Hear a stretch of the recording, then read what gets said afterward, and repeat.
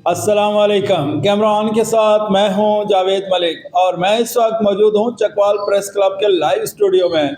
और मेरे साथ मौजूद हैं सीनियर सहाफ़ी, 6 किताबों के मुसन्निफ़ ख्वाजा बाबर सलीम। इनके 40 साल सहाफ़ती करियर पर हम एक साथ नशर कर रहे हैं। आज इस सिलसिले की किस्त नंबर 131 आपकी खिदमत में पेश की जाएगी। भाई साहब, अलवी कम्प्लेक्स का कल आप जिक्र कर रहे थे, जिसके अंदर फैसला हुआ था आपको तगवा इम्तियाज़ देने का। बाद वो धरना शुरू हो गया इमरान खान का, मैंने जिक्र की थी, ये 11 मई को शुरू हुआ है। तो वो उन्होंने कहा जी वो धरना तो बंद होएगा इस्लामाबाद सारा, तो भाई अगले एतवार से।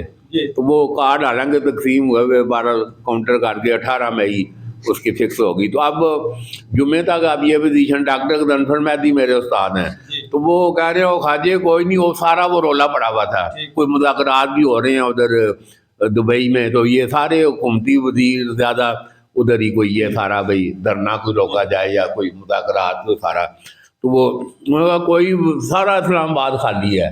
तो वो मैं कहा सर खाली है तो कोई वजीर मशीर कोई लाजमी है, तुहाडे तो बड़ा केड़ा है भाई, मैंने अपने बस तुसी मौजूद हो तो कोई मसला नहीं है। तो वो अब ये 16 मई है, 2 दिन पहले कोई ऐसे वो ही है जी, सारे चकवाली इकट्ठे होंगे सारा। वो मुझे डॉक्टर मेहदी साहब का फ़ोन आया, उन्होंने कहा खाजे वो किताब पहुँचा इरफान सिद्दीकी साहब नू।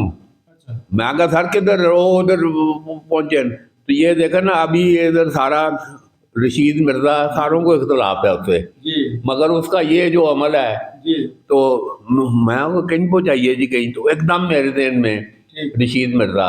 तो वो मैंने रशीद मिर्ज़ा को फ़ोन किया, मैं कहा इरफान सिद्दीकी साहब ने किताब पहुँचाओ। तो वो डेस्परेटली वो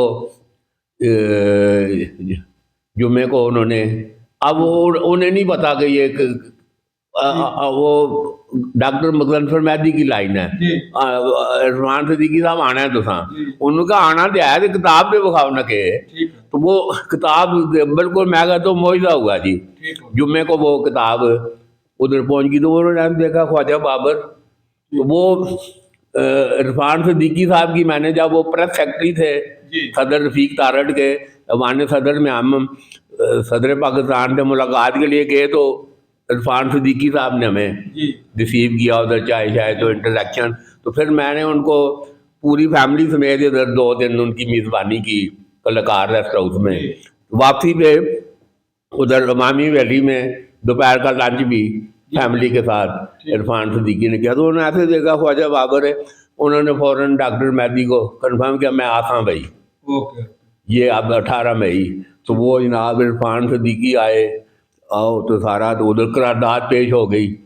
तो वो करारदाद रोज़ मंजूर होती हैं, ये कौमी असम्बली की मंजूर हुई कोई नहीं पूछता, तो उधर का ठीक है जी आई गई होगी। तो वो फिर वो तारीखी लम्हा अब वो 13 अगस्त का, तो वो मैं 14 अगस्त को मुशायरा रखा हुआ हमने जिना हाल में, योम आज़ादी मुशायरा, डॉक्टर मेहदी और सारे आ रहे हैं।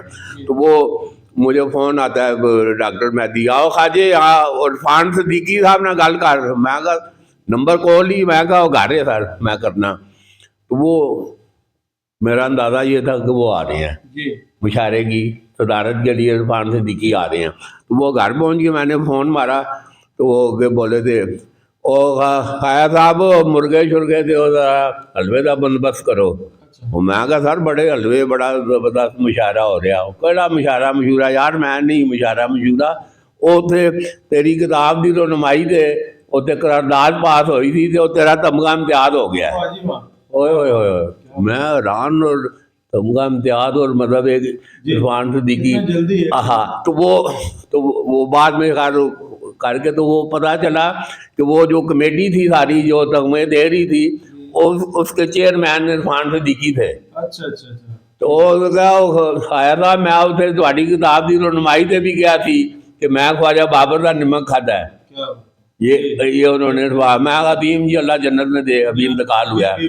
मैं कहता हूँ जी अदीम स्कॉलर और प्रोफेसर और जंग के कालम निकाल सारी नवाज शरीफ की तकरीरें इरफान सिद्दीकी साहब लिखते हैं। अल्लाह, लोग अब उनकी ट्रोलिंग कर रहे हैं किसी तरह, वो फलाना तो फलाना।